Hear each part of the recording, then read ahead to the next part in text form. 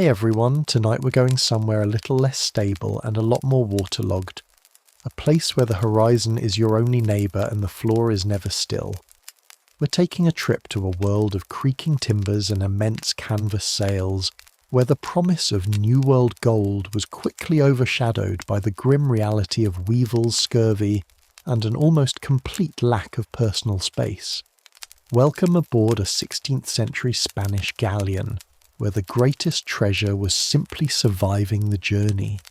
So before you get comfortable, take a moment to like the video and subscribe, but only if you genuinely enjoy what I do here. And let me know in the comments where you're tuning in from and what time it is for you. It's always fascinating to see who's joining us from around the world. Now dim the lights, let your mind wander, and allow the gentle rhythm of my voice to lull you towards sleep. Maybe settle in, pull your blanket a little closer, and let's ease into tonight's journey together. Your journey doesn't begin with a noble calling or a thirst for adventure. It begins in the sweltering, crowded port of Seville, the gateway to the Spanish Empire's vast American territories. You're not a wealthy merchant or a high-born officer destined for a governor's mansion in Mexico. You are likely a landless peasant fleeing a life of debt, a petty criminal given the choice between a prison cell and the high seas, or simply a young man with no prospects, lured by the fantastical tales of mountains of silver and cities of gold. A royal official or a recruiting agent finds you in a noisy tavern. He speaks of glory for the crown, of unimaginable riches, and of the exotic wonders of the New World.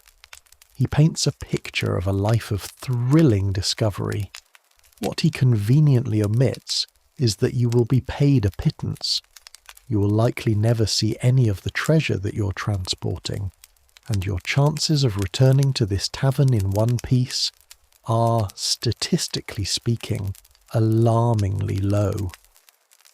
But you are desperate, and desperation is the most effective recruitment tool in any century. You sign your name to the ship's roster, take a small advance on your pay, which you probably spend on one last good meal, and your fate is sealed. You're assigned to a galleon, one of the great workhorses of the Spanish treasure fleet.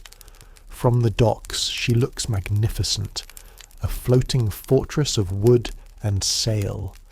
Her high forecastle and sterncastle tower over the water, her hull is broad and sturdy, and her masts scrape the sky.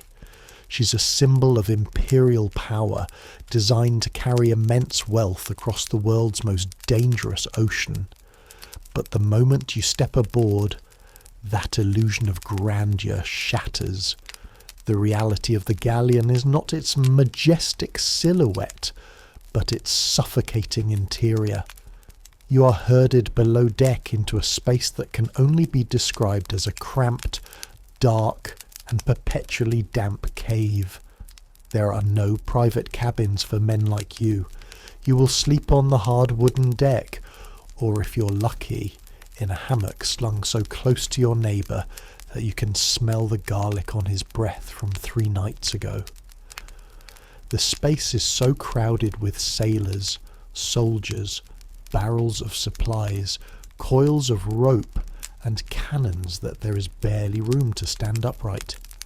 The air is thick with the smell of unwashed bodies, of bilge water sloshing in the hull below, of tar, and of the rats that are your constant unwelcome shipmates. Light is a luxury, provided only by a few swaying lanterns that cast long, dancing shadows and pose a constant fire risk. This is not a temporary inconvenience. This floating, creaking, foul-smelling box will be your entire world for the next 6 months, or perhaps longer. There is no escape, no privacy, and no silence.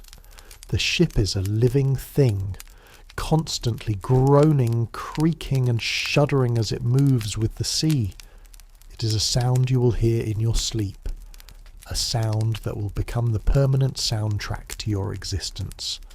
The lack of personal space is absolute. You are one of maybe 200 souls crammed into a vessel barely 150 feet long. You will eat, sleep and work within inches of the same men every single day, their coughs, their snores and their complaints becoming as familiar to you as your own. Let's talk about the food, or what passed for it. The foundation of your diet, the fuel for your back-breaking labour, is a substance known as ship's biscuit, or hardtack. It is a simple, brutal creation: flour, water, and a bit of salt, baked into a brick so hard it could be used as a weapon. On the first few weeks of the voyage, it is merely tasteless and jaw-breakingly tough, but as the months wear on, it takes on new life. The barrels of hardtack become teeming ecosystems of weevils and maggots. When you break a piece of biscuit, it often crawls with tiny black insects. The sailors have a dark joke about it. You tap the biscuit on the table to knock the weevils out, but the old hands advise not to tap too hard, lest you lose all your meat. It's a grim source of protein, but in the middle of the Atlantic you are not in a position to be picky. Your other main source of sustenance is salted meat, usually beef or pork, and salted fish, usually cod. These are stored in barrels, packed in immense quantities of salt to prevent them from rotting. The result is a food that is almost inedible, so tough it's like chewing on shoe leather, and so salty it makes your tongue swell. To prepare it, the ship's cook would tow it behind the ship in a net for a day to wash out some of the brine. But it remained a punishingly salty and stringy affair. This would be boiled into a stew, or salmagundi, a catch-all dish that might also include whatever scraps were available. Fresh food is a distant memory. For the first week there might be some vegetables or fruit, but they spoil quickly. After that, your palate knows only 3 flavours: salty, stale, and infested. The water you drink is just as unappetizing. Stored in wooden barrels for months, it quickly becomes stagnant and slimy, tasting of the wood and whatever algae has decided to call the barrel home. It is often a murky green or brown colour, and drinking it is always a gamble. For this reason, your daily ration also includes wine or a crude form of brandy. The alcohol kills some of the bacteria and makes the foul water more palatable. This ration is one of the few pleasures of the day, a brief moment of warmth in your gut, but it is strictly controlled by the ship's officers. Drunkenness on duty is a serious crime, punishable by the lash. This monotonous, nutrient-poor diet leads to the most feared affliction of the long-haul sailor: scurvy. Today we know it as a simple vitamin C deficiency, but in the 16th century it was a mysterious and terrifying plague.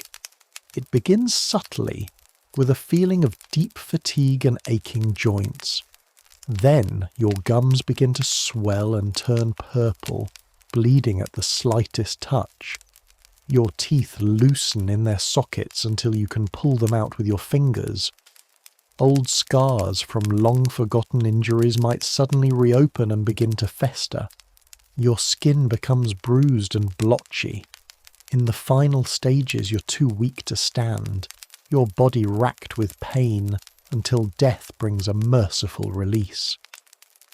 The Spanish, despite their vast naval experience, did not fully understand its cause.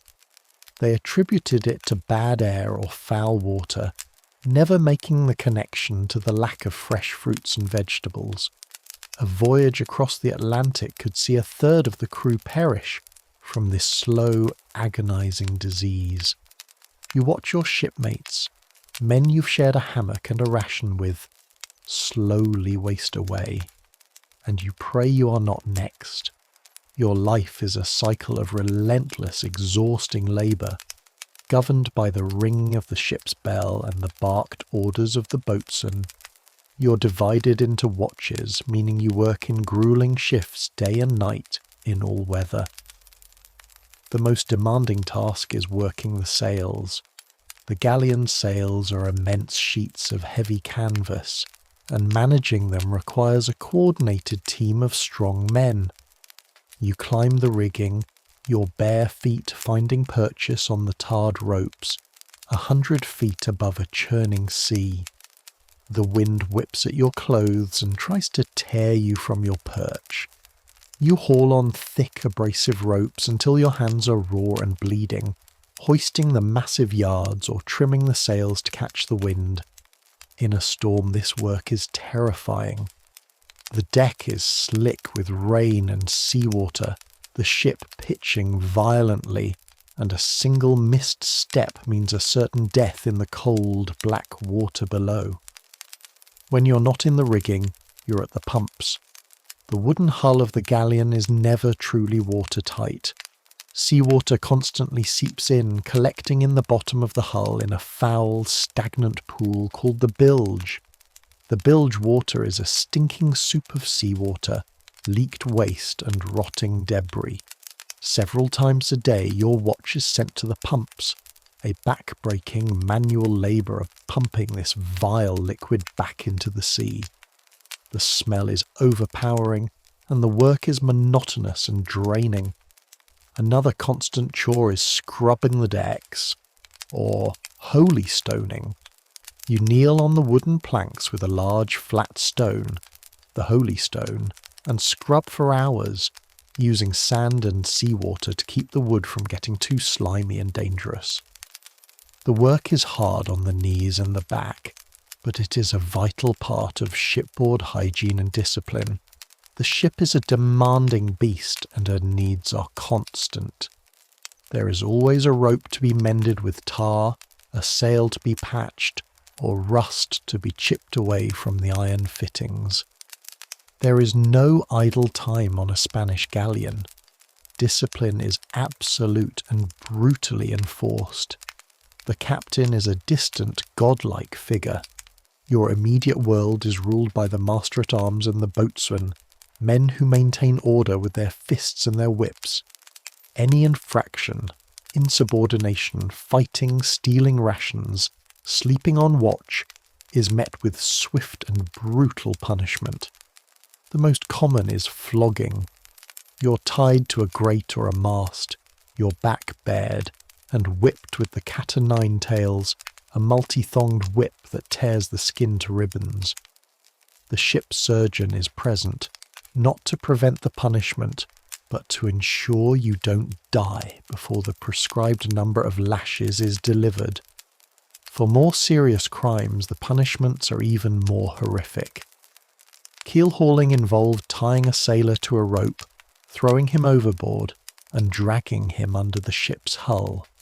The keel was covered in sharp barnacles, which would shred the man's body as he was pulled underneath.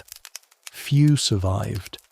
The ultimate punishment was to be marooned, left on a deserted island with a flask of water, a pistol with a single shot, and no hope of rescue. The law of the sea was designed to instill fear, because on a crowded ship full of desperate men, fear was the only thing that kept chaos at bay. And then there are the dangers that come not from the captain, but from the world itself. A storm at sea is one of the most terrifying experiences imaginable.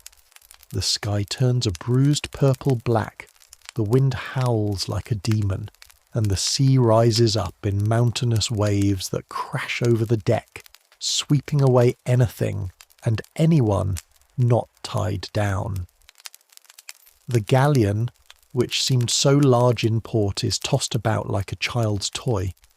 You're below deck in the darkness, listening to the roar of the wind and the groaning of the ship's timbers, praying that the hull will hold and the masts will not snap. And of course there are enemies. Your galleon is a treasure ship, a floating vault, and it is a tempting target. pirates from the Barbary coast or the Caribbean, or worse. Privateers sanctioned by a rival crown, the English sea dogs like Francis Drake, hunt these waters. The lookout's cry of "sail ho" sends a jolt of terror and adrenaline through the crew. The cannons are loaded, the muskets are distributed, and the ship prepares for battle.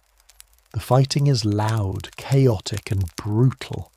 The roar of the cannons is deafening, filling the air with thick, acrid smoke. Splinters of wood fly through the air like shrapnel. If the enemy ship gets close enough to board, the fight becomes a desperate hand-to-hand melee on the crowded decks, a bloody chaos of swords, pikes, and pistols. You, a common sailor, are just expendable infantry in this floating war. You fight not for glory, but because to be captured by pirates is often a fate worse than death.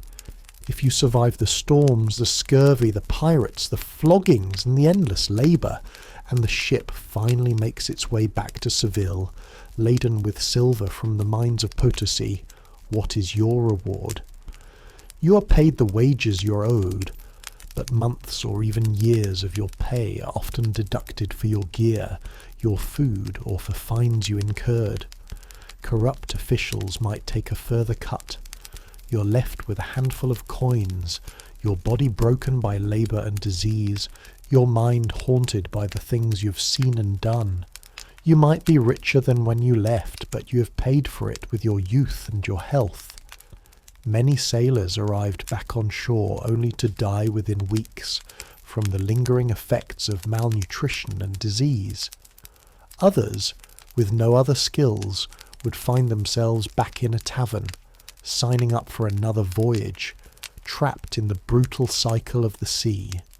You were a tiny, expendable cog in the vast, glittering machine of the Spanish Empire, an empire built not just on the gold and silver you transported, but on the broken bodies and forgotten lives of men like you.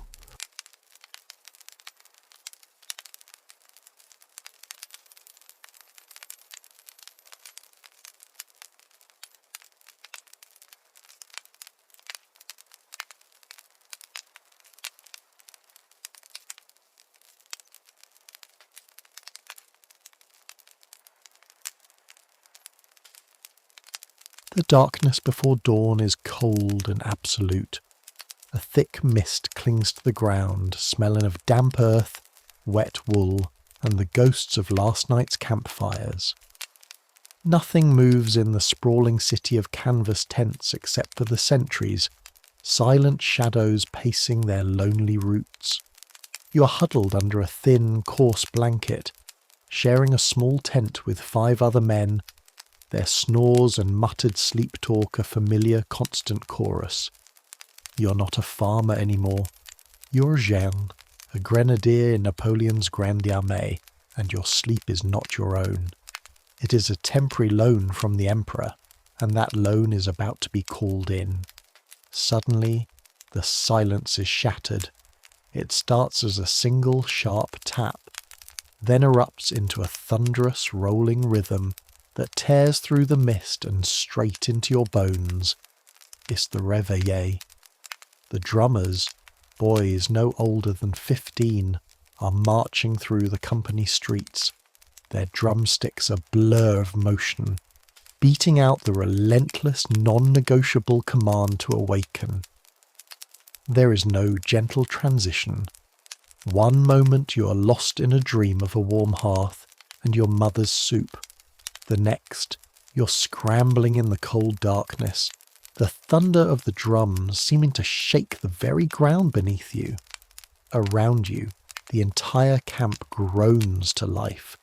It is the sound of thousands of men waking at once, a symphony of coughs, curses, and the rustle of bodies pulling on damp uniforms. You have mere minutes to prepare for the first formation of the day, the appel or roll call. You pull on your uniform, the heavy wool coat, the breeches, the tall bearskin hat that marks you as a grenadier, the elite shock troops of the line. The clothes are stiff, uncomfortable, and still damp from yesterday's rain. You stumble out of the tent into the pre-dawn gloom, fumbling with buttons and straps. The air is filled with the low, gruff voices of the sergeants, men whose faces look like they've been carved from old leather and disapproval. "Formation! Wir! Wit! Move! You sons of sleeping dogs!" Their voices cut through the noise. You find your place in the line, your comrade shuffling into position beside you. You stand shoulder to shoulder, a long dark line of blue and white, barely visible in the misty twilight. The sergeant begins the roll call, his voice sharp and methodical as he reads from a small worn book. He calls out each name, and each man must answer with a sharp "present." A moment's hesitation, a slurred response, and you'll earn a sharp word, or worse, the attention of the lieutenant. This is more than just a head count. It is the first act of discipline of the day, a ritual that reaffirms that you're not an individual, but a component, a number in a vast and complex military machine. Every man must be accounted for. A soldier missing could mean a deserter, and desertion was a cancer that officers feared more than any enemy cannon. After the roll call is complete and the sergeants are satisfied that no one has vanished into the mist, there is a brief period for a morning meal. Do not picture a warm, hearty breakfast. You're given a piece of hard, coarse bread, baked days ago, and a tin cup of either weak, bitter coffee or a thin, watered-down wine. It is fuel, not food. You chew the dense bread slowly, your teeth aching from the effort. It's enough to quell the immediate hunger in your belly, but not enough to bring any real comfort. You eat it standing up, or perched on a log, the conversation around you low and pragmatic. Men talk of the weather, of a letter from home, of the quality of their boots. No one talks of fear or of the battle that they know is coming.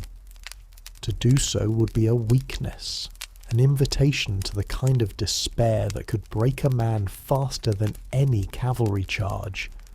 With the meal finished, you turn to your most important companion, the object that is both your greatest burden and your only true friend on the battlefield, your Charleville musket.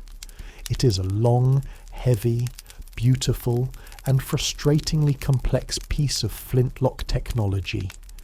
Your life depends on it functioning perfectly, and ensuring that it does is your sacred duty. You find a relatively dry patch of ground and begin the morning ritual of cleaning. You use a small piece of linen and a bit of oil to wipe down the long, smooth barrel, clearing any residue from yesterday's firing drills. You check the frizzen, ensuring it sparks properly against the flint. You use a small brush to clean out the flash pan, where the smallest speck of damp powder could mean a misfire in the heat of battle. You polish the brass fittings until they gleam faintly in the growing light.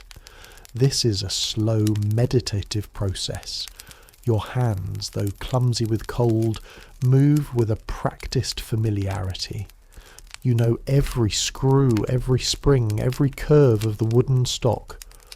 The other men around you are engaged in the same ritual, the soft sounds of metal scraping and cloth wiping creating a quiet industry across the camp. A soldier's relationship with his musket was intimate. It was his provider and his protector. In the chaos of combat, with smoke blinding you and the roar of cannons deafening you, the familiar weight of the musket in your hands would be your only anchor, the only piece of the world that made sense. Then comes the call for the morning drill. This is the true business of the day, the hours-long exercise in repetition and muscle memory that will transform you and your comrades from a line of men into a single fire-breathing dragon. The drill sergeant, a veteran with a scarred face and a voice like gravel, begins to bark the commands. The purpose of this drill is not to teach you how to aim. In Napoleonic warfare, aiming was a luxury. The muskets were inaccurate at any significant distance. The goal was not to hit a specific man, but to contribute your musket ball to a massive synchronized volley of lead that would tear holes in the enemy's formation. Success depended on speed and synchronicity, and that is what the drill instills. The drill is a 12-step ballet of violence, and you must perform each step perfectly in unison with the hundreds of men around you. Chargez vos armes. Load your weapons. The command rings out. Every movement is precise, economical, drilled into you for months until you could do it in your sleep. Prenez la cartouche. Take the cartridge. You reach into the leather cartridge box on your hip and pull out a small paper tube containing a lead ball and a measure of black powder. Déchirez la cartouche. Tear the cartridge. You bring the cartridge to your mouth and, with your teeth, you tear open the paper end. The taste of the black powder is bitter and familiar, a gritty tang that coats your tongue. You try not to swallow any. Amorcise. Prime. You pour a small amount of the black powder from the cartridge into the flashpan of your musket. You snap the frizzen shut, trapping the priming powder. This small amount of powder will be ignited by the spark from the flint, which will in turn ignite the main charge inside the barrel. Versez la poudre dans le canon. Pour the powder into the barrel. You pour the remaining powder from the paper cartridge down the long dark muzzle of the musket. Then you drop the lead ball and the rest of the paper wadding in after it. Baguette en main. Draw ramrod. You pull the long, thin steel ramrod from its housing beneath the barrel. The sound of 1,000 ramrods being drawn at once is a sharp metallic ring. Bourrez la charge. Ram the charge. You place the end of the ramrod into the barrel and ram the ball, wadding and powder down firmly against the breech. This is a crucial step. If the charge is not packed tightly, the musket could misfire or even explode. You do it twice, a quick, firm thump-thump. Remettez la baguette. Return the ramrod. You slide the ramrod back into its place. The metallic ring echoes again. The musket is now loaded.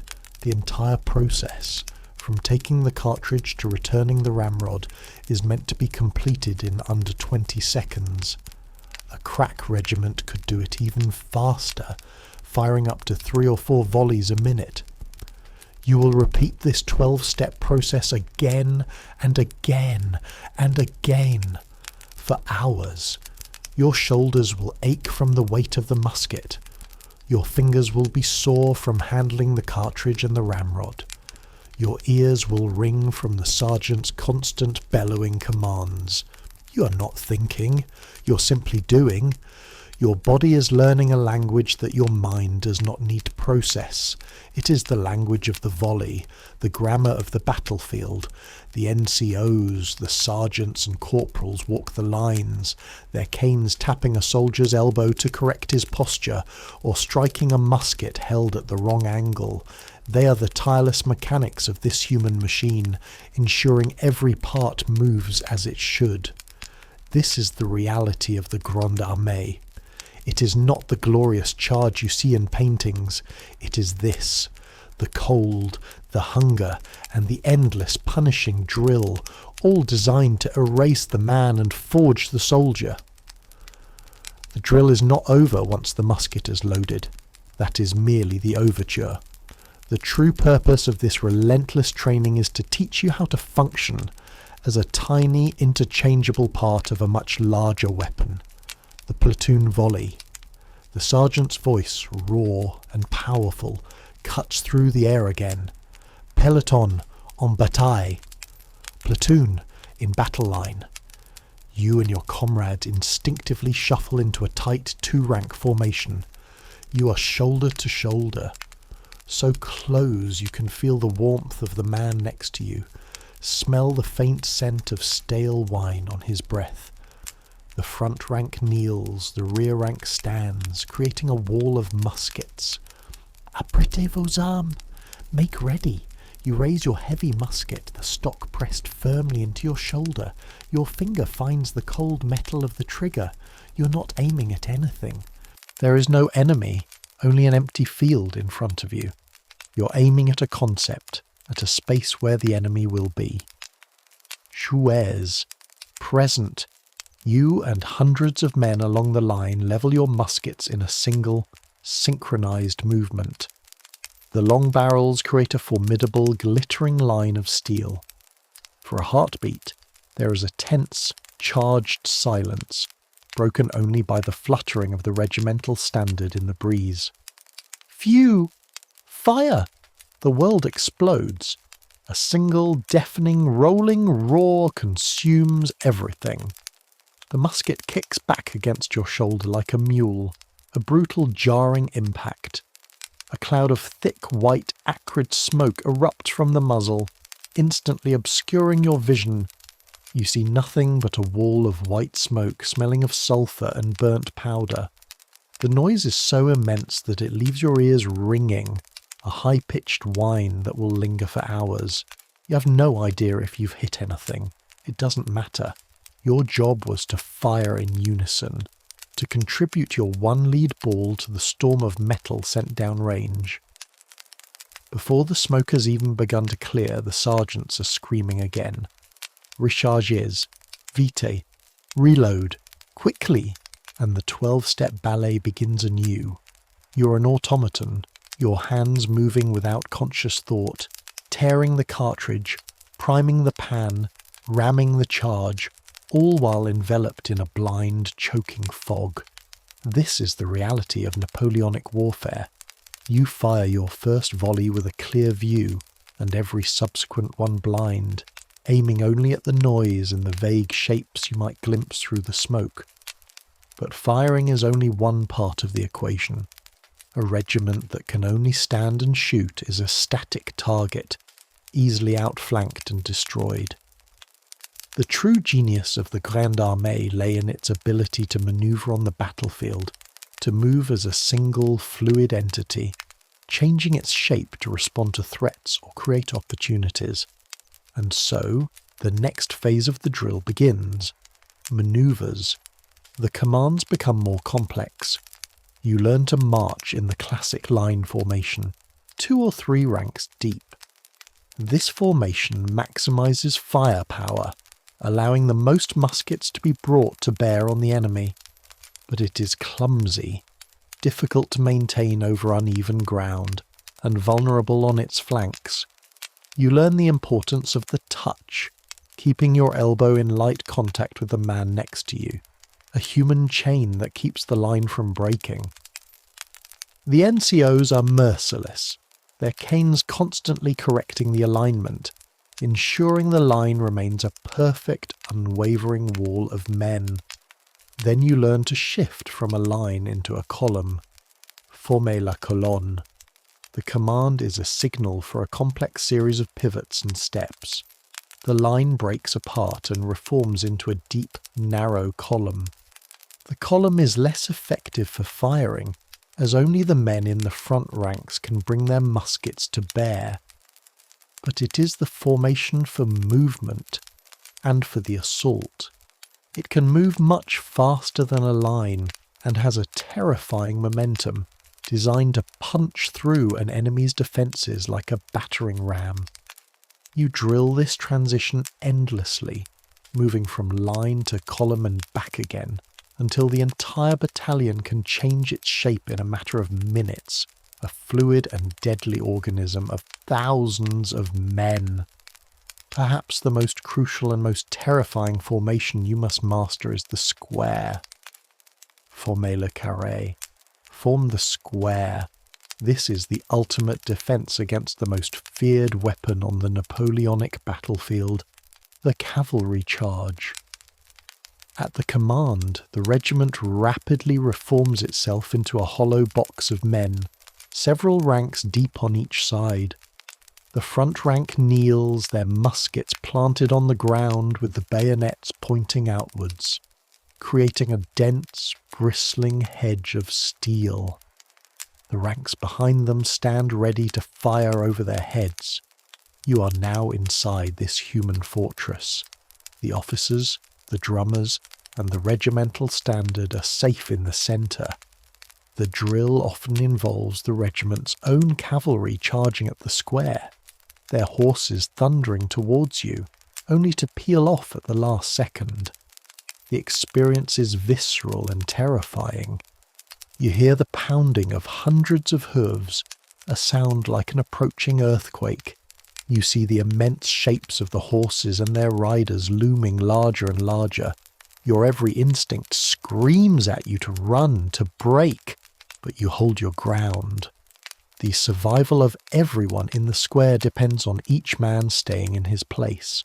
A single gap in the line, a single man faltering, and the cavalry could pour through, cutting the square to pieces from the inside. You learn to trust the man next to you, to trust the wall of bayonets, and to trust that the disciplined volleys fired by the ranks behind you will break the charge. There is no greater test of a soldier's courage and discipline than standing firm inside a square, a tiny island of order in a sea of thundering chaos. The final element of the morning's training is the bayonet drill. After hours of marching and firing, the sergeants give the command that signals the grim finale of any real battle. Bayonets, O cannon! Fix bayonets. You hear the sharp metallic sheen of 1,000 bayonets being drawn from their scabbards, followed by the solid click as they are locked onto the muzzles of the muskets. Your weapon is no longer just a firearm. It is now a short pike, a brutal instrument for close-quarters combat. You are formed into lines and made to practice against straw-filled dummies or wooden posts. You learn the lunge, the parry, the thrust. The movements are aggressive, designed to kill. The sergeants urge you on with shouts of "En avant! Toujours en avant! Forward! Always forward!"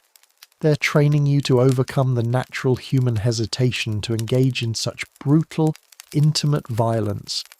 They're teaching you to be the aggressor, to drive your bayonet home with force and without thought. By the time the drills finally end around midday, you are utterly exhausted. Your muscles scream in protest. Your shoulder is a tender bruised mess from the musket's recoil, and your ears are still ringing. Your uniform is soaked with sweat. Your face is smudged with black powder, and your mind is numb from hours of intense concentration. The sergeants dismiss you, and a wave of collective relief washes over the regiment. The rigid discipline of the morning dissolves into the weary chatter of men. Now comes a moment of respite. The midday meal is more substantial than breakfast. Large cauldrons have been simmering over company fires all morning, and the air is now filled with the smell of a hot, savoury stew. You line up with your tin mess kit, and the company cook ladles out a portion of the soup, a thick mixture of whatever meat or vegetables were available.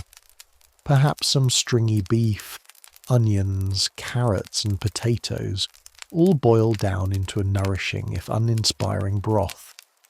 You're also given your bread ration and another measure of wine. You find a place to sit with your comrades, leaning against a tent or a stack of barrels. For the first time all day, you are allowed to relax. The conversation is easy. Men clean their muskets with a more leisurely pace. They mend small tears in their uniforms, or they simply lie back on the grass and close their eyes, soaking in the fleeting warmth of the midday sun. This small pocket of peace is a precious commodity. The hard work of the morning is done, but everyone knows that the afternoon could bring more drills, a long march, or the sudden, terrifying order to break camp and move towards the enemy. For now, though, there is only the stew, the sun, and the quiet, temporary peace of a soldier at rest.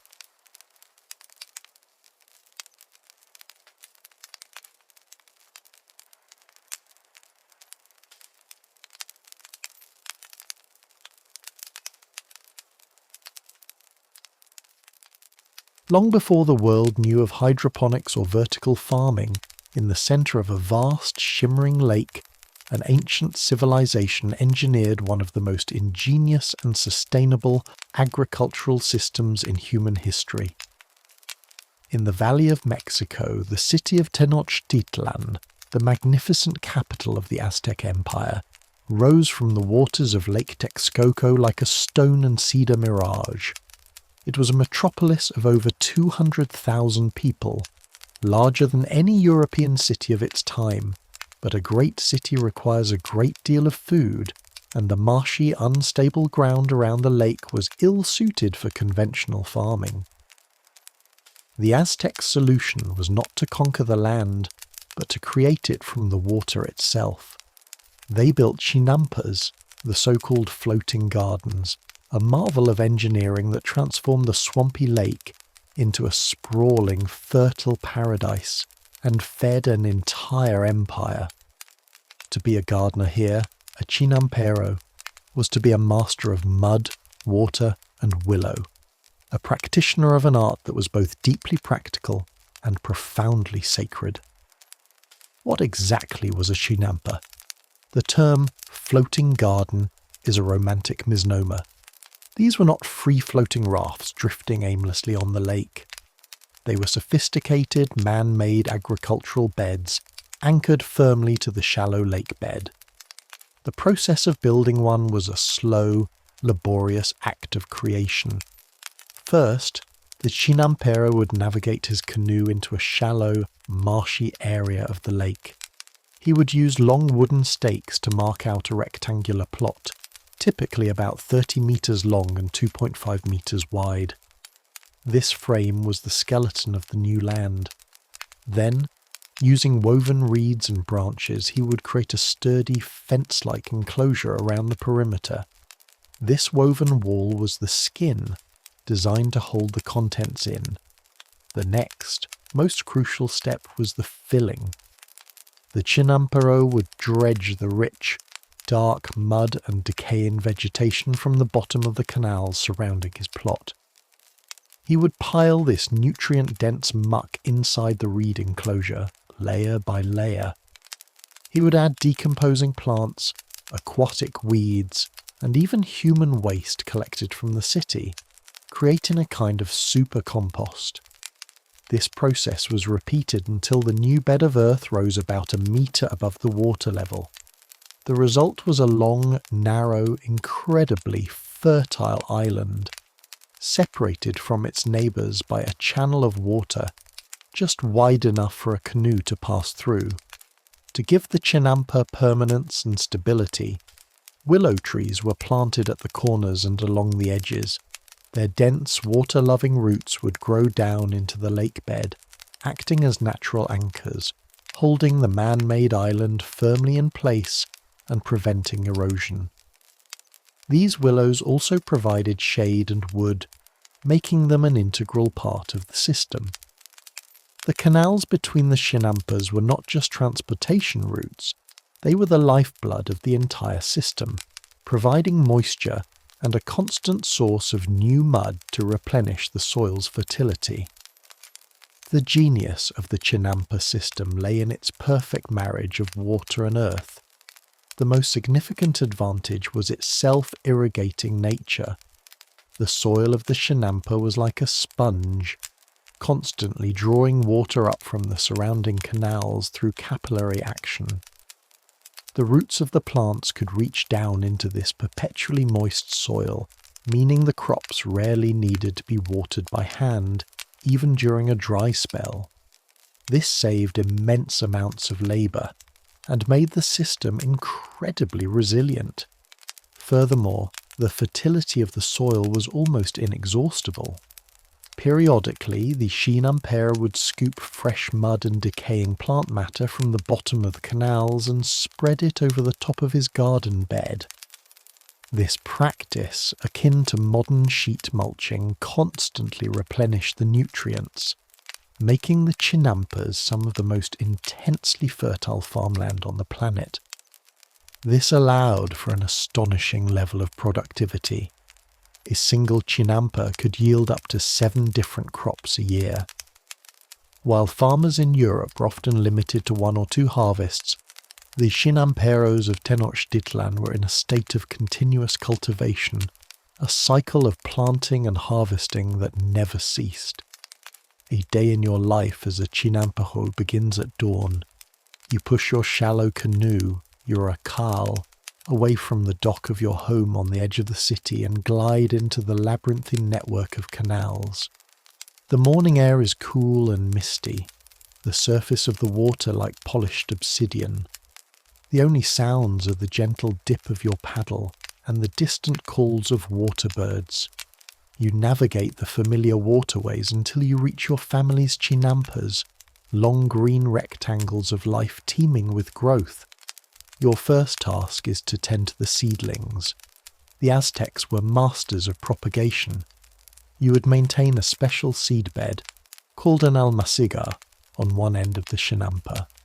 This was a bed of pure, rich mud, where you would carefully sow the seeds for the next crop. Once the seeds sprouted and grew into sturdy seedlings, you would carefully cut the mud into small individual cubes, each containing a single, healthy plant. This allowed you to transplant the seedlings into the main garden with their root ball intact, minimizing shock and ensuring a higher survival rate. Today, you are transplanting maize. You take the small mud cubes and carefully place them in neat rows along the chinampa. The soil is soft and dark, yielding easily to your hands. Beside the maize, you might plant beans, their vines destined to climb the sturdy maize stalks for support. And between the rows, you plant squash, its broad leaves spreading out to shade the soil, retaining moisture and suppressing weeds. This is the Three Sisters, a companion planting system used throughout Mesoamerica, a perfect symbiosis of crops that support and nourish one another. But your garden is far more diverse than that. In other sections of your chinampa, you cultivate tomatoes, chili peppers, amaranth, and chayote. Your garden is a miniature edible jungle, a testament to generations of accumulated botanical knowledge. Flowers, or xochitl, are another vital crop. In Aztec society, flowers were not mere decorations. They were sacred, used in nearly every religious ceremony and social ritual. They were offerings to the gods, adornments for priests and nobles, and symbols of beauty, life, and the transient nature of existence. You cultivate vast quantities of marigolds, dahlias, and other vibrant blossoms. Their bright colours stand out against the deep green of the chinampa, a splash of divine beauty amidst the practical business of growing food. The demand for flowers from the temples and palaces is insatiable, and they are one of your most valuable cash crops. By midday, your canoe is laden with the morning's harvest, baskets of ripe tomatoes, green beans, and fragrant chili peppers, along with great bunches of bright orange marigolds. Now, your journey takes you from the quiet solitude of your garden to the bustling heart of the empire, the great market of Tlatelolco. You paddle your canoe through the main canals of Tenochtitlan, which serve as the city's highways. You glide past the stone houses of nobles, the workshops of artisans, and the imposing sight of the great pyramids in the distance. The canals are crowded with other canoes, a traffic jam of merchants and travellers. Finally, you arrive at the market, a vast open plaza teeming with thousands of people. The sound is overwhelming. A cacophony of vendors shouting their wares, of haggling buyers, of musicians, and of the chatter of a dozen different languages from all corners of the empire. You unload your produce and flowers, arranging them neatly on a mat. You trade your goods not for coin, but through barter, exchanging your fresh vegetables for salt from the coast, obsidian blades from the mountains, or colourful woven cloth from a neighbouring stall. The Chinampa system was the engine that powered the Aztec Empire. It was this incredibly productive form of agriculture that allowed Tenochtitlan to grow into a massive, densely populated city, free from the famines that often plagued other parts of the world. The constant supply of fresh food from the Chinampas supported the priests who maintained the cosmic order, the warriors who expanded the empire's borders, and the artisans who created its magnificent works of art. The city and the gardens were inextricably linked, a single, thriving organism of stone and soil, water and blood. The Chinamperos were the unsung heroes of the empire, the silent, diligent gardeners whose daily labour made the grandeur of Tenochtitlan possible. After the Spanish conquest in 1521, the delicate ecosystem of the Chinampas began to unravel. The Spanish, unfamiliar with the system and eager to reshape the landscape in their own image, began to drain the lakes to control flooding and create more solid ground for their new capital, Mexico City. The canals were filled in, the water levels dropped, and many of the Chinampas dried up and were lost forever. The intricate, sustainable world of the Chinamperos was paved over, replaced by stone streets and colonial buildings. Yet, remarkably, the legacy of the Chinampas did not vanish completely. In the southern borough of Xochimilco in modern-day Mexico City, a small remnant of this ancient system survives. Here, you can still ride a colourful boat, a trajinera, through the old canals gliding past the fertile garden beds. It is a living echo of the Aztec capital, a testament to the ingenuity of a people who did not just live on the water, but who built their world from it, one muddy, magnificent island at a time.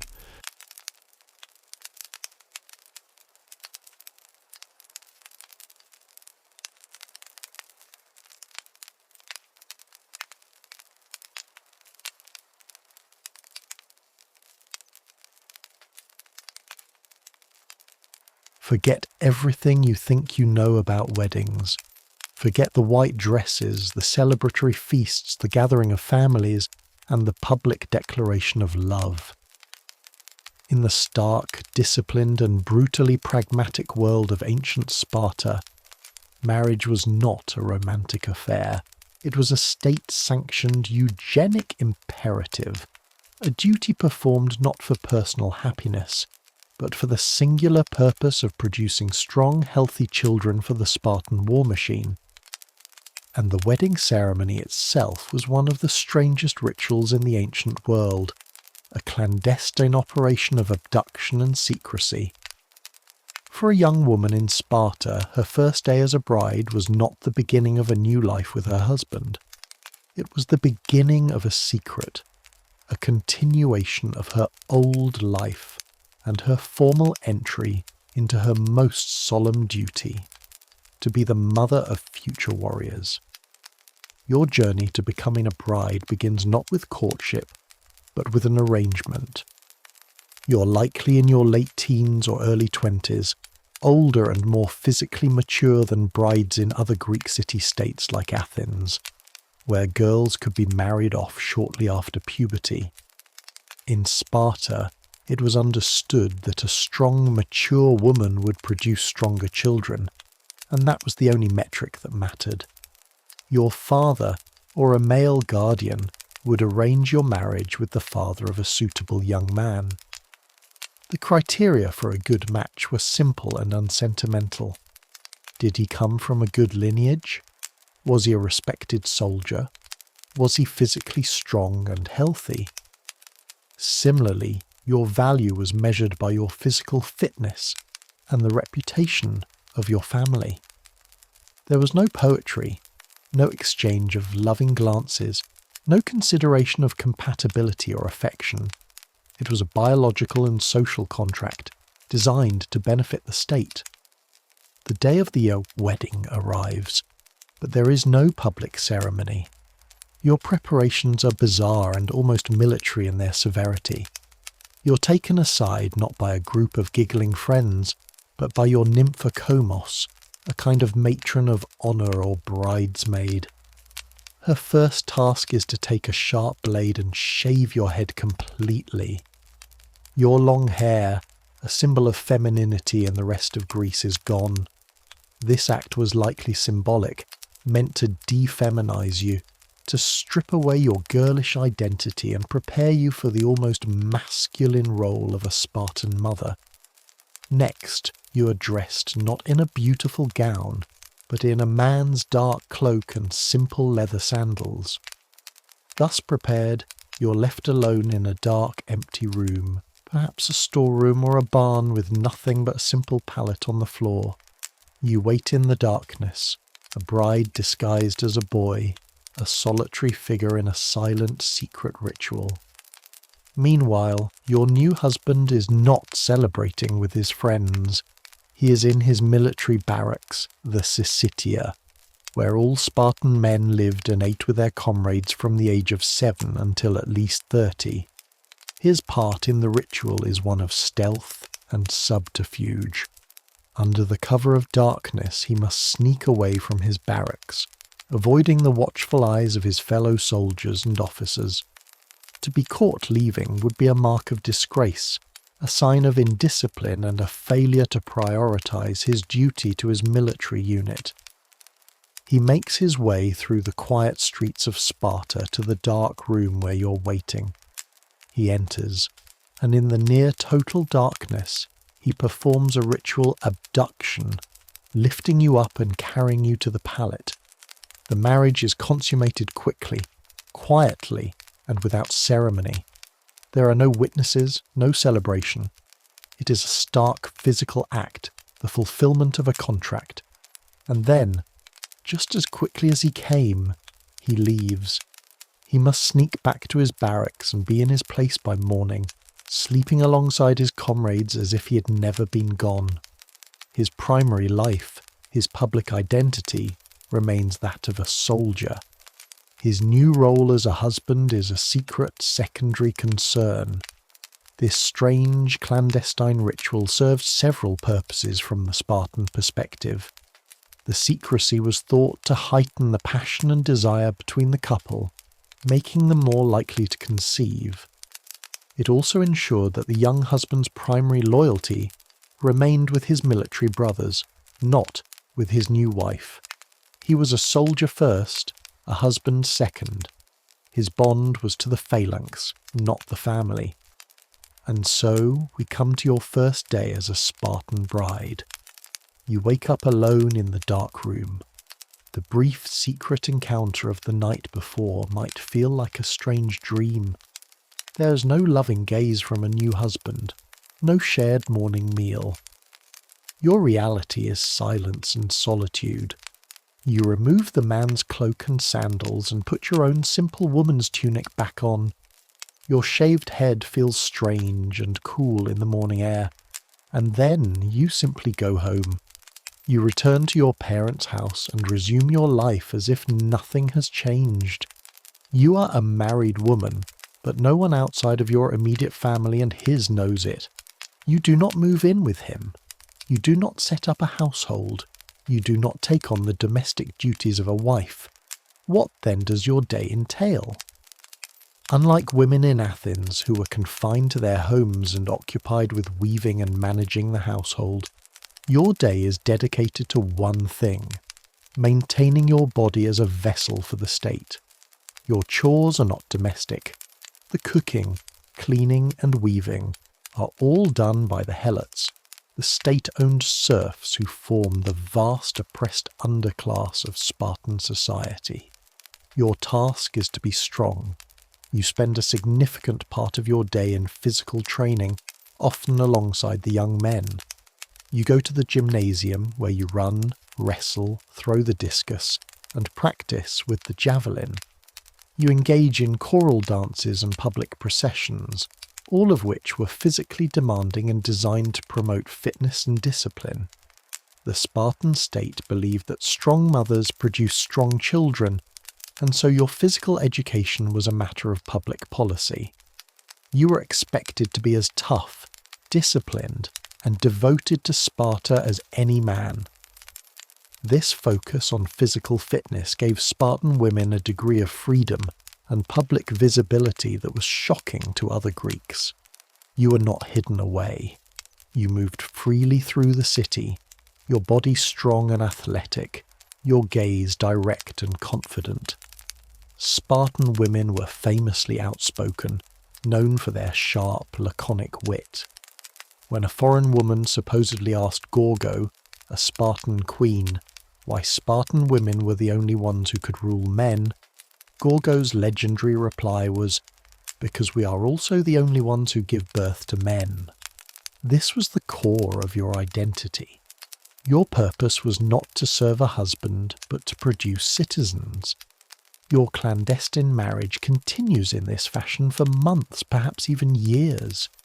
You continue to live at home, and your husband continues to live in his barracks. Your only time together is during his secret nighttime visits. This strange, fragmented relationship would continue until your husband reached the age of 30, when he was finally allowed to move out of the barracks and establish his own household. Only then would your marriage become a public reality. Only then would you live together as husband and wife. But even then, his primary duty was to the state, and yours was to produce children for it. The ultimate goal of this entire system was, of course, a successful pregnancy. To conceive and bear a healthy child, especially a boy, was a Spartan woman's greatest achievement and her highest honour. It was the fulfilment of her purpose as a citizen. When you gave birth, the child's fate was not in your hands. The newborn would be taken by its father to the elders of the tribe, who would examine it for any signs of weakness or deformity. If the child was deemed strong and healthy, it was returned to you to be raised.